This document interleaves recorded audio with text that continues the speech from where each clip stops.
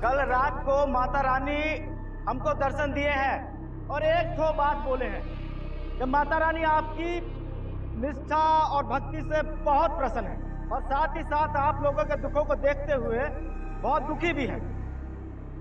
माता रानी बहुत जल्द प्रकट होंगी आपकी दुविधाओं का नाश करने के लिए। तो माता रानी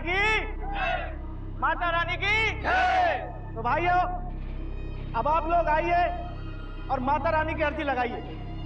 देखिए, हमने आप लोगों के लिए माता रानी को 1000 के नोटों का माला चढ़ाया है।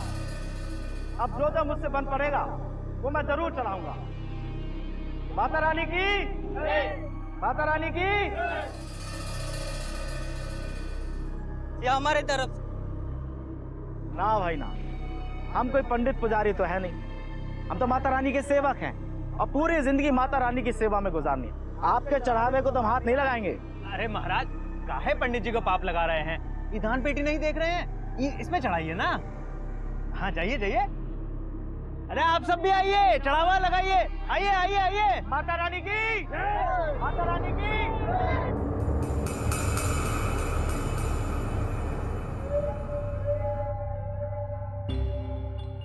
जब कोई विश्वास की दुकान खोलकर बाजार लगाता है, उसका विज्ञापन करने के लिए गलियों में उतर आता है, तो यकीन मानिए कि वो विश्वास का सौदा कर रहा होता है, अंधविश्वास को बेच रहा होता है। अंधविश्वास के ऐसे व्यापार में ना तो कोई श्रद्धा होती है और ना ही कोई भक्ति, बस होता है तो सिर्फ पैसा। इसके पीछे मंशा सिर्फ एक ही होती है, झूठ की चाशनी को शहद बनाकर दिखाना और उसमें सीधे साधे लोगों को मक्खियों की तरह फंसाना।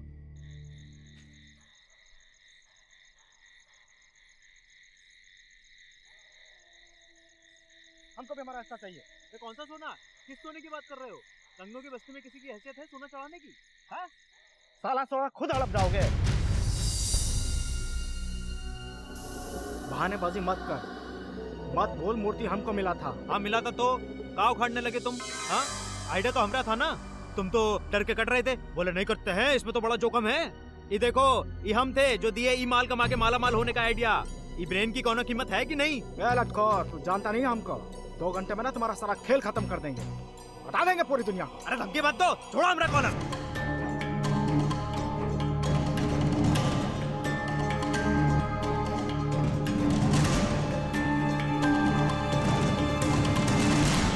हेलो दरोगा बाबू,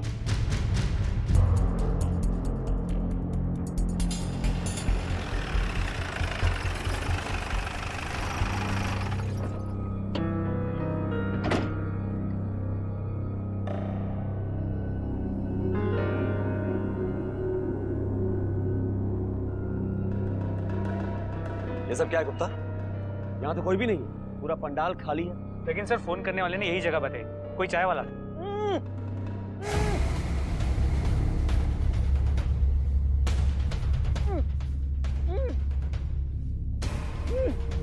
बोलो इसे। साले ससुरा मिलिएगा हमका, फिर बता देते हैं। मालिक, हम बोला, हम ही ने आपको फोन किया था। तुम्हारा ये हाल किसने किया? वो सत्यम और शंभू ने, उन दोनों ने हमको यहाँ फोन करते हुए सुन लिया और मूर्ति लेके भाग गए। मूर्ति लेके भाग गए? पर क्यों? वो तो पता नहीं, लेकिन मालिक मूर्ति में से बहुत बदबू आती थी, शायद इसी वजह से लेके भागे होंगे। मूर्ति में से बदबू आती थी? हाँ। गुप्ता, इन दोनों को ढूंढो, और हाँ, इस मूर्ति को भी। सर,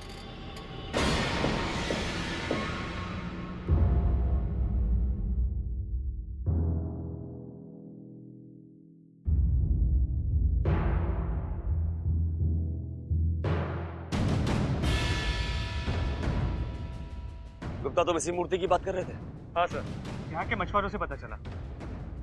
आराम से, आराम से, आराम से खींचो।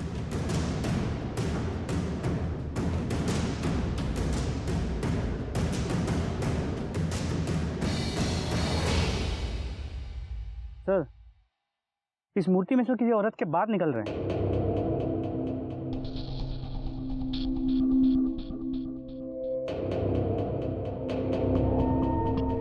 माय गॉड, किसी औरत को मार के उसकी मूर्ति बना दी है। भोला, तुम इसी मूर्ति की बात कर रहे थे? हाँ मालिक, यही तो है देवी माँ की मूर्ति। गुप्ता, इसे फॉरेंसिक लैब भेज दो, ध्यान से और बहुत आराम से। सर। और हाँ, अब तक आप लोग देवी समझ के जिसकी पूजा कर रहे थे, देवी मैया के वो देवी उवी नहीं है, लाश है, डेड बॉडी। अब जरा सोच के बताइए कि पिछले कुछ दिनों में, पिछले हफ्ते में इस गांव से या इस गांव के आसपास के इलाके से कोई औरत लापता हुई है? अच्छा, इस गांव में और गांव के आसपास के एरिया में मूर्ति कौन बनाता है, ये भी नहीं मालूम। अच्छा भोला, ये सत्यम और शंभू मेला लगाने के अलावा और क्या काम करते हैं? मालिक ये शंभू तो फेरी वाला है, बच्चों का फ्रॉक सब बेचने का काम करता है। और ये सत्यम ब्लॉक में सरकारी कागज बनाने का दलाली करता है। गुप्ता, एक काम करो, जिस भी गांव वाले के फोन में सत्यम, शंभू या मूर्ति की फोटो मिले उसे एविडेंस के तौर पे कलेक्ट कर लो। सर। कोई सोच भी नहीं सकता था कि कभी किसी देवी की मूर्ति के अंदर लाश मिल सकती है। इस खबर ने लोगों के विश्वास की बुनियाद हिला दी थी, लेकिन कोई ऐसा क्यों करेगा? क्या किसी लाश को ठिकाने लगाने के लिए मूर्ति महज एक जरिया थी, या फिर किसी लावारिस लाश को उठाकर मूर्ति में डाल दिया गया था ताकि देवी के प्रकट होने की बात फैलाकर लोगों से पैसा ऐंठा जा सके? पुलिस के सामने ऐसे कई सवाल थे और वो जुटी थी शंभू और सत्यम की तलाश में। जी जी sir, okay sir, yes. Mishra, ये केस जितना सीधा दिख रहा उतना है नहीं। अपने लाइफ में मैंने बहुत लाशें देखी हैं, लेकिन पीओपी में लाश मिलना मैंने पहली बार देखा। ये केस बहुत पेचीदा और सेंसिटिव है। धर्म के नाम पर लोगों की भावनाओं के साथ खिलवाड़ हुआ है। इससे पहले लोगों का गुस्सा बढ़ के हमें उन्हें पकड़ना होगा। Yes sir. मिश्रा, मुझे तुम्हारी एफिशिएंसी पर पूरा भरोसा है। पूरी ताकत लगा दो कि मुजरिम जल्द से जल्द पकड़े जाए। सर आप बिल्कुल चिंता न करें, दिन रात एक कर देंगे हम।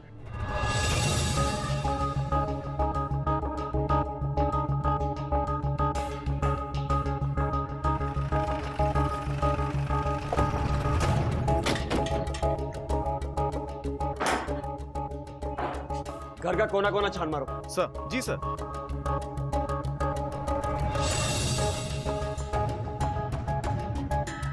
कुछ मिला? नहीं सर। चलो सर, अंदर बिस्तर, बर्तन और कपड़ों के अलावा कुछ खास मिला नहीं। चलो सर।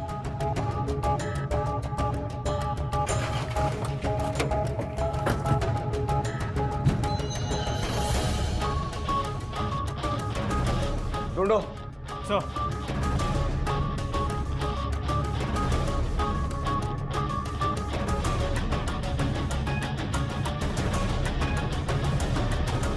सर, यहां भी कुछ नहीं मिला। सर, उन दोनों के बारे में कोई ठोस जानकारी नहीं मिल पाई। दोनों की फोटोज को आसपास के सभी पुलिस स्टेशन भेज दिया और सभी खबरियों को भी काम पे लगा दिया। पिछले 2 या 3 महीने में किसी औरत की मिसिंग कंप्लेंट है कि ये भी चेक करने के लिए कहा है। गुड। देखो गुप्ता, इस केस में कोई भी गलती नहीं होनी चाहिए। सर, हो सकता है सत्यम और शंभू ने किसी का मर्डर किया हो और लाश को ठिकाने लगाने के लिए पीओपी की मूर्ति का रूप देती हो। हाँ हो सकता है, लेकिन सोचने वाली बात यह है कि अगर मर्डर इन दोनों ने किया है तो मर्डर करने के बाद इन दोनों ने मेला क्यों लगाया? अच्छा, क्या तुम वही रुको? सर, नारायण चक गांव के बाहर एक झोपड़े में सत्यम को देखा गया। गाड़ी निकाल।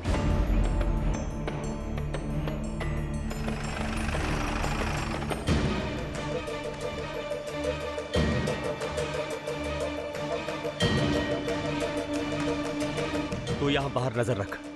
चलो।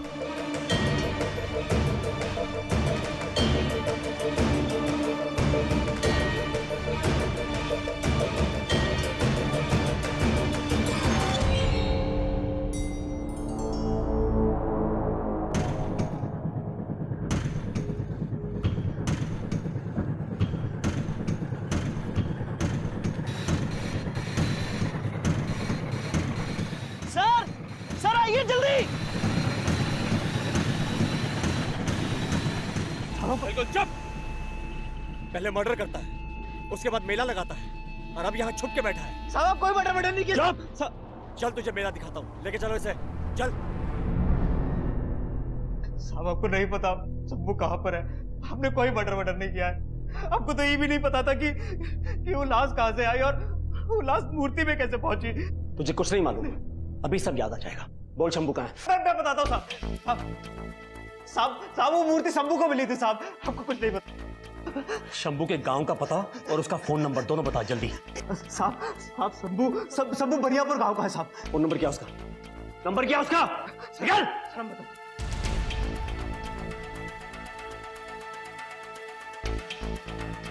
ये नंबर काम नहीं कर रहा है, कृपया नंबर जांच लें। गुप्ता एक काम करो, इस शंभू के सारे कॉल रिकॉर्ड बाहर निकालो and most important last location क्या थी पता करो। सर मैं भी देखता हूं तेरा ये शंभू कब तक बिल में छुप के बैठा रहता है, समझा तू?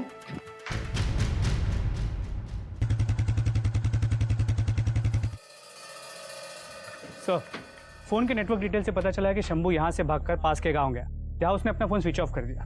फिर उसके 1 घंटे बाद बेहतर स्टेशन के पास उसका फोन फिर से एक्टिव हो गया। यानी कि ट्रेन पकड़ के भाग गया। गुप्ता एक काम करो, सबसे पहले ट्रेन की टाइमिंग पता करो और उसके बाद शंभू के गांव और घर के बाहर 2 कांस्टेबल तैनात कर दो।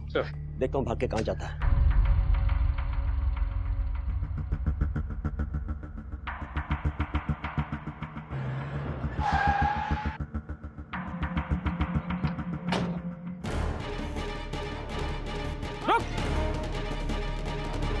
शंभू रुक! रुक!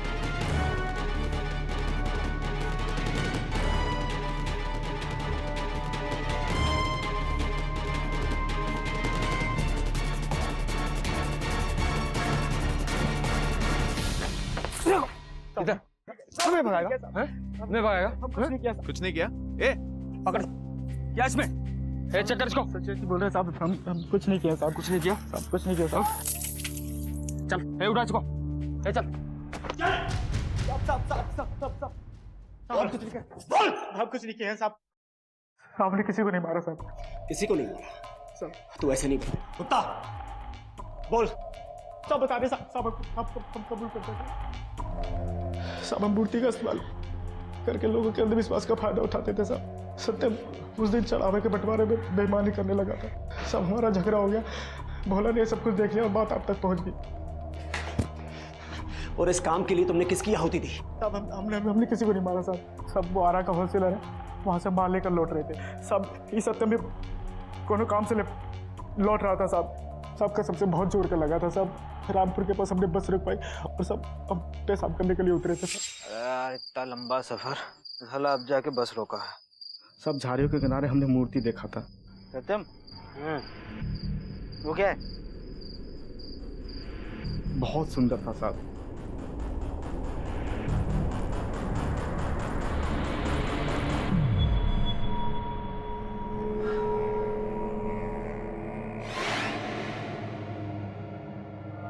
सत्यम लाश है। तब सब हमें पता चला कि इस मूर्ति के अंदर एक लाश है। अब हम तो बहुत डर गए थे। क्यों बे? तुमको हमारी शक्ल पे लिखा है कि हम पखलौल हैं, कि तुम कोई भी कहानी बनाओगे और हम मान जाएंगे। अब मैं आखिरी बार पूछ रहा हूँ, सच सच बोल वरना यही पुलिस स्टेशन में तेरी मूर्ति बना दूंगा। बोल तुमने किसको मारा और मार के मूर्ति में डाल दिया? बोल। साहब हम सच्ची कह रहे हैं। आपको नहीं मालूम था उसमें किसका लाश है। हमारा बत मारा गया था, लोग में आके मूर्ति को उठा रहे थे साहब।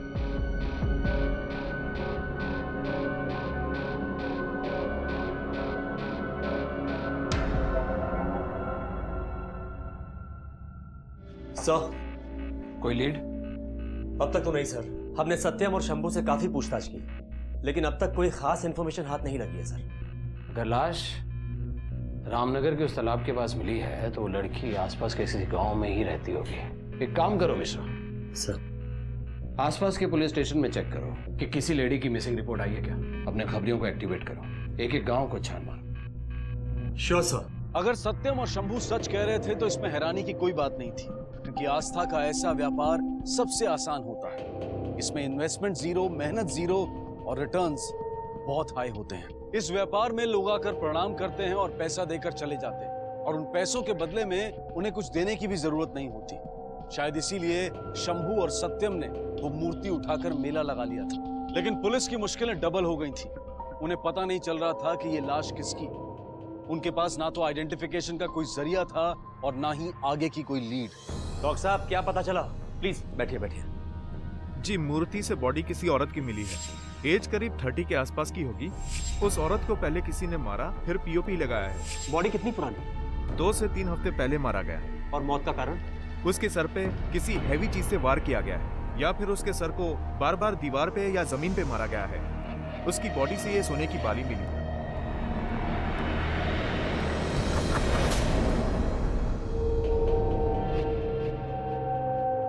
जब लोग गुमराह करते हैं तो बेजान चीजें राह दिखाती हैं। जी सर। ये बालियां बताएंगी कि इसे किसने खरीदा है। हर दुकान पर दस्तक दो, खोद निकालो जुर्म की जड़ को।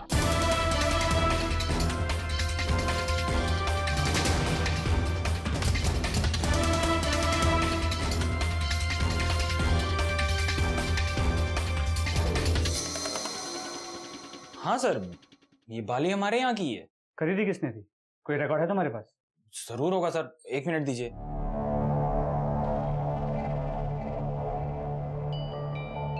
हाँ सर, ये 4 महीने पहले एक ये जगन सिंह नाम के आदमी ने खरीदी है। जगन सिंह, जगन नौटंकी मंडल। ठीक है, तुम वही रुको। सर, खबरी ने बताया कि नौटंकी का मालिक जगन अभी वही है। तारका सुरकावर नाम की किसी नौटंकी की ड्रेस रिहर्सल कर। सर, उसने और एक बात बताई, उसकी बीवी कविता 1 महीने से किसी को भी दिखी नहीं।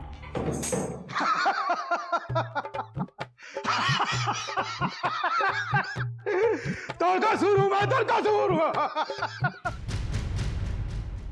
हमें छोड़ दीजिए। तेरा बात तो निश्चित है। पीछे देख, पुलिस। अब तो तेरा बात एकदम निश्चित है। बस बस हो गया तुम्हारा। हम भी यहाँ पे कसूर को ही ताड़ने आए। जगन कौन है? मैं हूँ साहब। आओ जरा, तुमसे पूछताछ करनी है। आओ।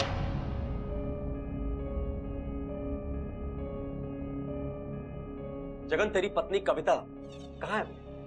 सर, तीरथ पे गई। हम यहाँ तेरी नौटंकी सुनने नहीं आए हैं, सच सुनने आए हैं। तुझे क्या लगा कि तू अपनी ही पत्नी का मर्डर करके हमको नौटंकी दिखाता रहेगा और हमें पता ही नहीं चलेगा? क्या कह रहे हैं सर? कविता का खून? नाटक मत कर। हमने नहीं मारा सर।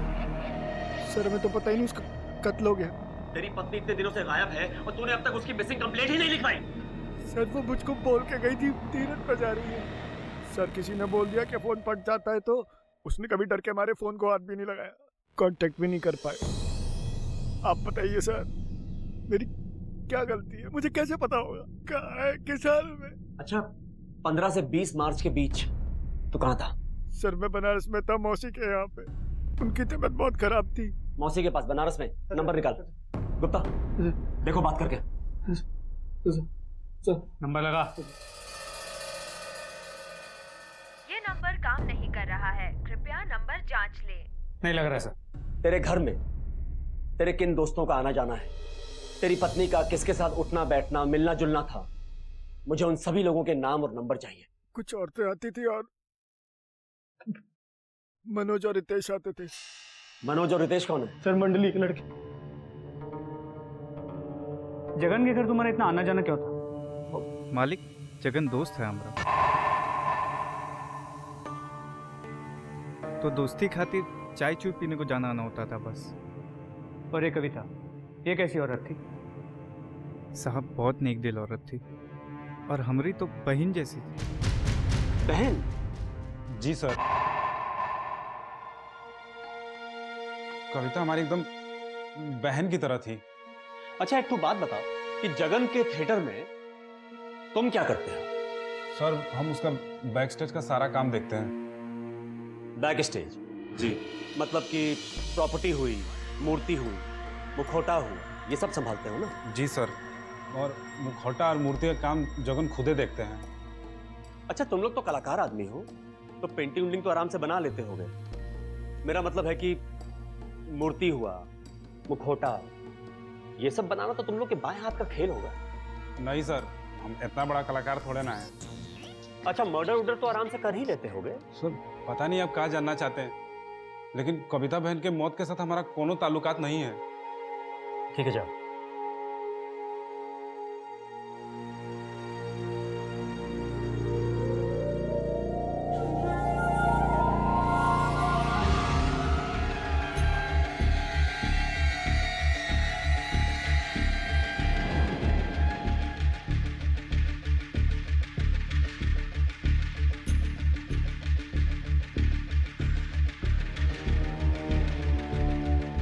गुप्ता, तुम लोग नीचे तलाशी लो, मैं ऊपर देखता हूँ। चल ऊपर दिखा।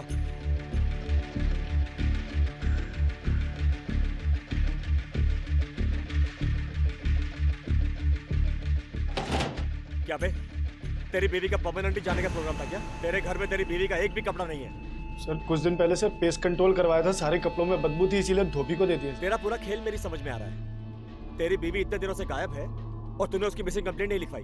तुम्हारे घर में तुम्हारी बीवी का एक भी कपड़ा नहीं है और तुम कहते हो कि धोबी के पास है। अब अगर मैं धोबी के पास जाऊंगा तो वो मुझे किसी के भी कपड़े दिखा के बोल देगा कि तुम्हारी बीवी के कपड़े हैं, है ना? अबे, मर्डर की प्लानिंग बहुत अच्छी की तूने, एकदम तुम्हारी नौटंकी की कहानी की तरह। लेकिन तू एक बात भूल गया जगन, अगर तेरी नौटंकी की कहानी में मुझ जैसा एक कैरेक्टर होता ना तो तू ऐसा गुनाह कभी नहीं कर पाता। पुलिस को जगन का कैरेक्टर शुरू से ही संदेशपद लग रहा था। कोई अपनी पत्नी से 1 महीने तक बिना संपर्क के कैसे रह सकता है? तो क्या जगन झूठ बोल रहा था? और अगर वो झूठ बोल रहा था तो क्या उसी ने अपनी पत्नी कविता का खून किया था? और अगर वो झूठ नहीं बोल रहा था तो जगन और कविता का रिश्ता बड़ा ही विचित्र था। सर, सभी से पूछताछ कर ली, कुछ हाथ नहीं लगा। लेकिन ये मनोज और रितेश अचानक से गायब हो गए। दोनों के फोन्स भी स्विच ऑफ है। क्या?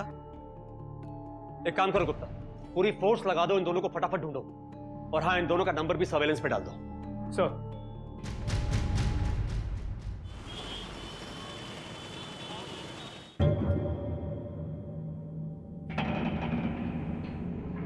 सर अभी अभी पता चला कि मनोज का फोन फिर से एक्टिव हो गया है, लेकिन सिम किसी और के नाम पे है। कहां पे हुआ है? करवा में। गुप्ता काम करो, करवा पुलिस को हमारे आने की खबर दे दो। और हाँ, उनसे कहना कि हमसे कोऑर्डिनेट जरूर करते रहे। सर,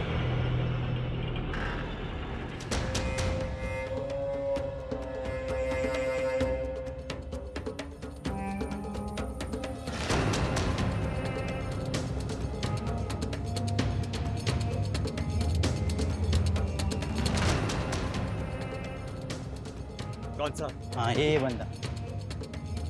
उठ। तू कौन है? जी बोलिए साहब। पक्का यही नंबर ट्रैक हुआ है? हाँ सर, ये नंबर। फोन दिखा। ये फोन कहां से मिला तुझे? जी साहब, यहीं के पास के दुकान से सेकंड हैंड में खरीदा है। चल बता कौन सी दुकान से लिया? चल लेके चलो इसे। सर ये एक आदमी बेच के गया था। इस तस्वीर को देखो, क्या इसी आदमी ने बेचा था? हाँ सर, यही था। कुछ अंदाजा है कि ये आदमी इस समय कहां मिलेगा? सर उसका तो नहीं पता। तुमको उसके बारे में कोई भी खबर मिलती है सीधा मेरे को फोन करना। जा। जी सर। क्या अपडेट है मिश्रा? सर मनोज का फोन ट्रैक तो कर लिया है, लेकिन मनोज ने फोन किसी और को बेच दिया सर। मिश्रा, आजकल फोन की लत ऐसी है कि दिल धड़कना बंद हो जाए लेकिन फोन बजना बंद नहीं होता। अगर उसने पुराना फोन बेचा है तो जाहिर है नया मोबाइल और सिम कार्ड भी खरीदा होगा। पैसे तो थे उसके पास, क्योंकि उसने कविता की लाश से गहने नहीं निकाले थे। ऐसा करो, 50-60 किलोमीटर के आसपास जितने भी गांव हैं जहां मोबाइल और सिम कार्ड की शॉप है, वहां से सिम कार्ड के नए एप्लीकेशन फॉर्म कलेक्ट करो और एक एक फॉर्म को चेक करो।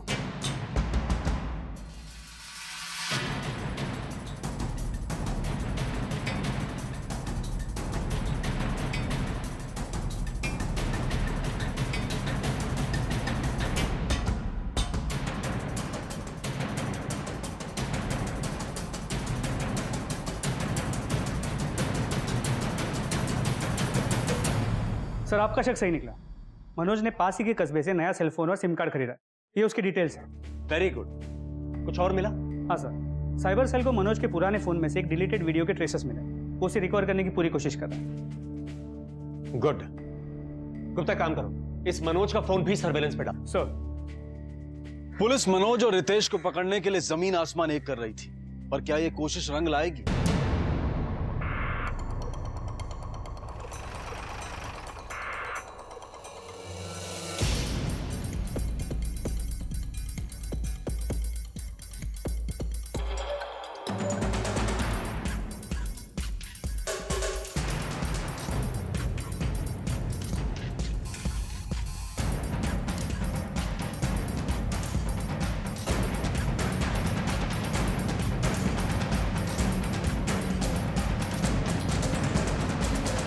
कहां भाग रहा है बे?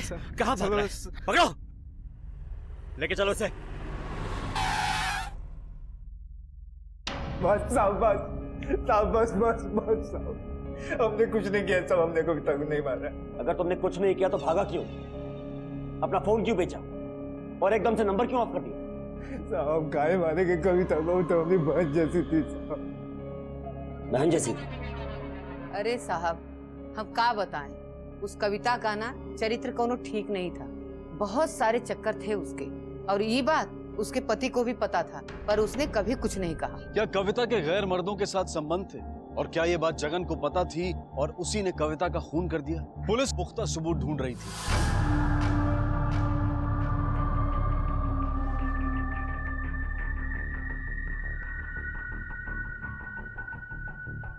सर, इसके छज्जे पे मिला, बिल्कुल वैसे ही है जैसे उस मूर्ति पे था। अच्छा, तो तूने अपनी बीवी को मारकर उसकी मूर्ति बना दी और भी लोगों को मारकर उनकी मूर्ति बनाकर विसर्जन करने का इरादा था तेरा? नहीं सर। बोल बोल, और किसको मारने की प्लानिंग कर रहा था? बोल। सर मैं सच बोल रहा हूँ सर, ऐसे मार्क्स और भी खरीदे मैंने। तुझे क्या लगता है हम क्या झुबरी तलैया से हैं जो हमें बेवकूफ बना रहा है? बोल। मैं सच कह रहा हूँ सर, और भी 2 मास्क रिहर्सल हॉल में रखे हैं सर। रिहर्सल हॉल में रखे हैं? चल दिखा, चल। अरे देखना यार, उस वाले में देख जाके, वो देख नीचे, देख नीचे वाले।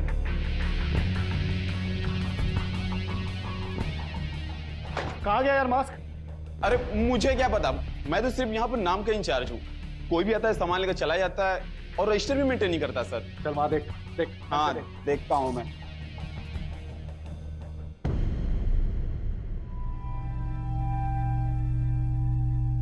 सर एक मास्क मिला है, एक नहीं मिल रहा सर। देवी माँ का कॉस्ट्यूम भी गायब। हमारे साथ नौटंकी करके हमको बेवकूफ बनाने की कोशिश कर रहा है। गुप्ता, इन दोनों को हवाला लेके चलो। चलो। हमने कुछ नहीं किया सर। अरे यूपी हिले, बलिया हिले, पटना हिले ला। भैया कुछ खाए खाएगा?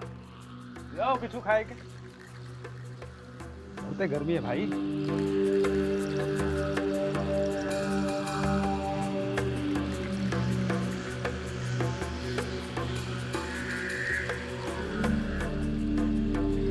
क्या तुम वही रुको?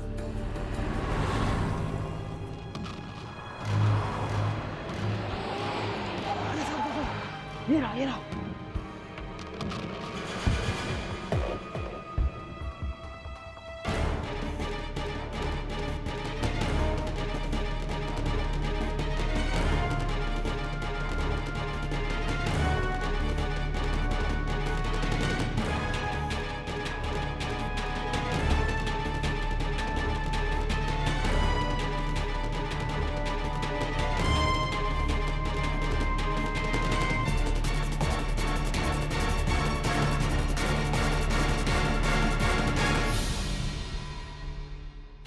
ले चलो इसे।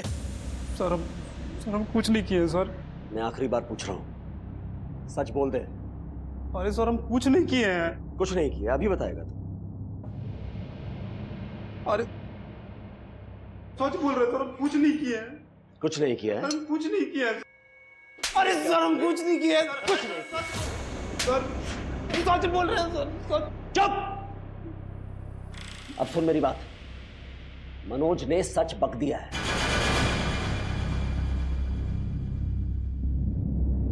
अब ये कुछ नहीं किया बंद कर और सच बोल।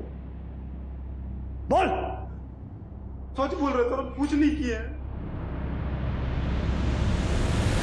क्या मनोज और रितेश ही कविता के असली कातिल हैं? या कविता का पति जगन है उसका असली हत्यारा? पुलिस को जगन पर शक तो था, लेकिन वो पुख्ता सबूत ढूंढ रही थी। और तभी हेलो, हाँ बोलो।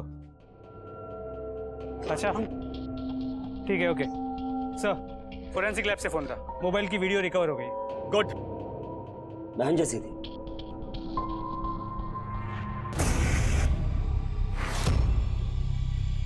सब ये वीडियो तुम्हारे फोन में कहां से आया? बोल। साहब हम कोई कत्ल नहीं किए सब, हम बस रितेश के साथ दिए थे साहब। रितेश का साथ दिया था? क्या साथ दिया? क्या साथ दिया रितेश का तुमने? कविता बहुत खूबसूरत थी साहब, इसीलिए रितेश हमेशा उसके पीछे लगा रहता था। सब पसंद हम भी करते थे, लेकिन हमारी कभी हिम्मत नहीं हुई उसके पास जाने की, लेकिन रितेश साहब पता नहीं कौन से मिट्टी का बना था, एकदम पागल ही था साहब। हमेशा उसके नजदीक जाने की कोशिश करता था। और एक दिन साहब वो कविता को बाजार में अकेले पकड़ लिया और अपने दिल का बात कह दिया। अरे कविता भौजी, प्रणाम। रितेश, तुम यहाँ पे? वो कहा है ना कि आपसे एक बात कहनी थी। हाँ बोलो। अरे भौजी, वो कहा है ना कि आप हमको बहुत अच्छी लगती हैं और हम आपसे बहुत प्यार करते हैं। दिमाग खराब है तुम्हारा, पगला गए हो तुम। तुम्हें दिखता नहीं हम शादीशुदा हैं? तुम्हारे भैया को पता चलेगा ना, खूब मारेंगे तुमको। भौजी, हम आपसे बहुत प्यार करते हैं, एक बार समझिए तो।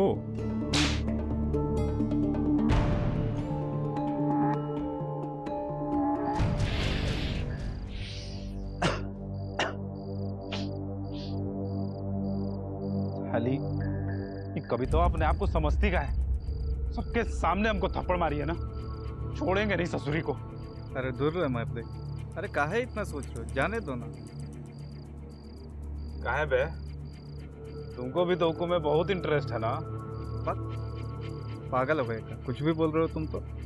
अरे राजा, झूठ मत बोल।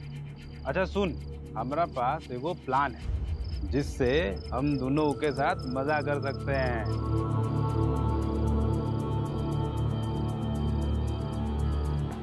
ए, तुम्हारा ना दिमाग खराब हो गया। देखो भाई, हमको तो कोनो लफड़ा में नहीं पड़ता। अरे कोनो लफड़ा नहीं होगा, तो हमारा बात सुन।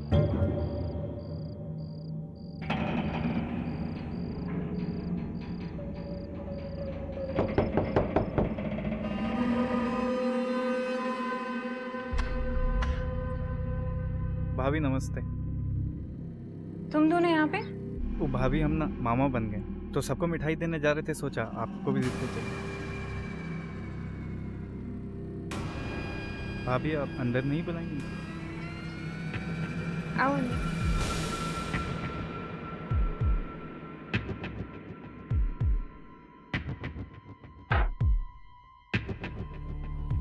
भाभी आज हम बहुते खुश, लीजिए पेड़ा खाइए।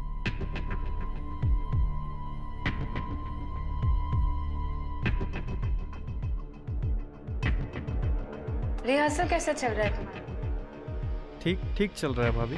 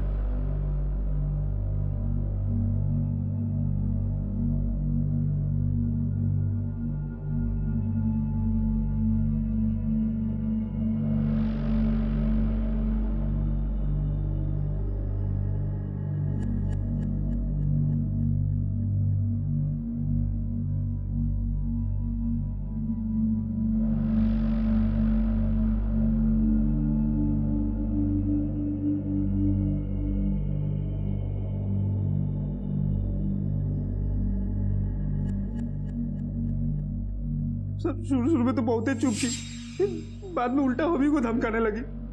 हम डर गए थे सर। फिर एक दिन जगन आपका मंडली वाले लोग भोपाल जा रहे थे परफॉर्मेंस देने के लिए, फिर हम बीमारी का बहाना लेके वहीं रुक गए।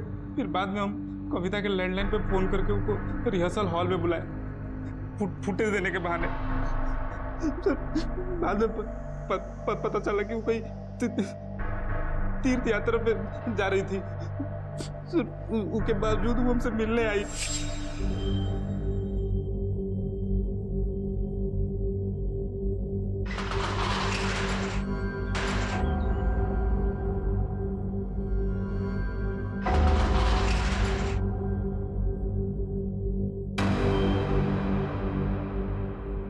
हमको हमारा वीडियो दो। अरे दे देंगे, इतना काहे उकता रही हो?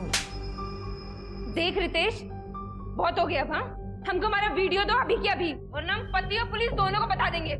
साली धमकी दे रही हमको? धमकी दे रही है? अभी तेरा सारा वीडियो ना लेके हर जगह फॉरवर्ड कर देंगे। तुमको जिसको भेजना है ना भेजो। हमारा पति क्या कहता है, दुनिया वाले क्या कहते हैं, हमें कोई फर्क नहीं पड़ता। पर तुझ जैसे नीच को ना हमारी हैसियत ना दिखा के रहेंगे, देखना। अरे अच्छा सुन सुन सुन सुन सुन सुन, ले ले पकड़ अपना वीडियो पकड़, ठीक है? ये वीडियो तो हमको मिल गया है, इसका मतलब ये नहीं कि तुम बच जाओगे। तुम्हें बहुत शौक है ना औरतों की इज्जत के साथ खेलने का। अब तुम्हें हम ऐसी सजा दिलवाएंगे ना कि किसी को मुंह दिखाने के लायक नहीं रहोगे तुम। रुक।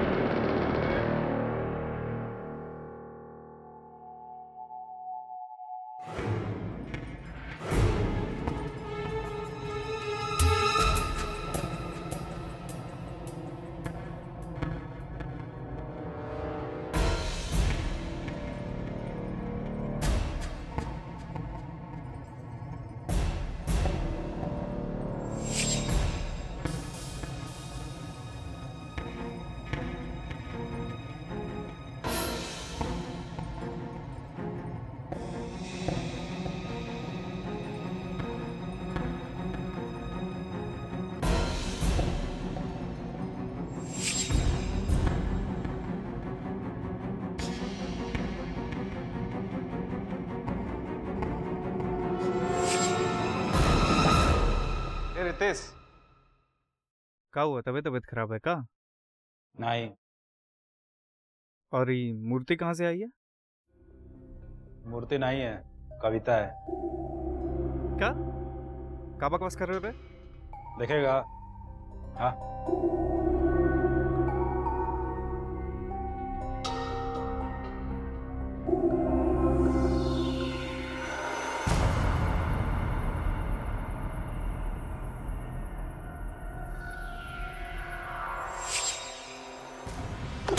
सर माफ करो सर। दोस्त बोलता है अपने आप को, शर्म आनी चाहिए तुझे। सबसे पहले अपने दोस्त की पत्नी की इज्जत पे हाथ डालता है, बाद में उसी की जान ले लेता है, और जान लेने के बाद उसकी मूर्ति बना के उसे सड़ने के लिए फेंक देता है। तो जैसे घटिया और घिनौने आदमी को जितनी सजा दी जाए ये कम है।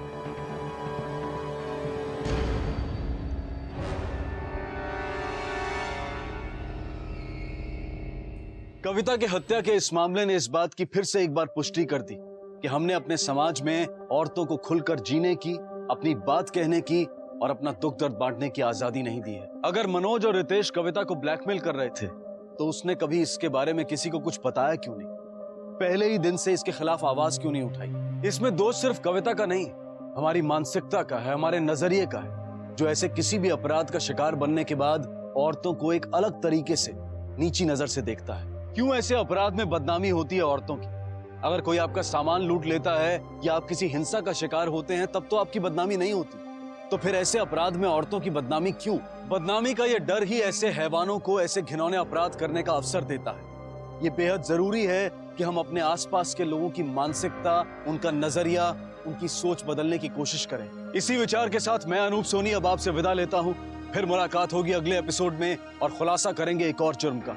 तब तक अपना और अपने परिवार का ख्याल रखें और देखते रहें क्राइम पेट्रोल डायल 100। सबक एक को, सीख हम सबको। जय हिंद।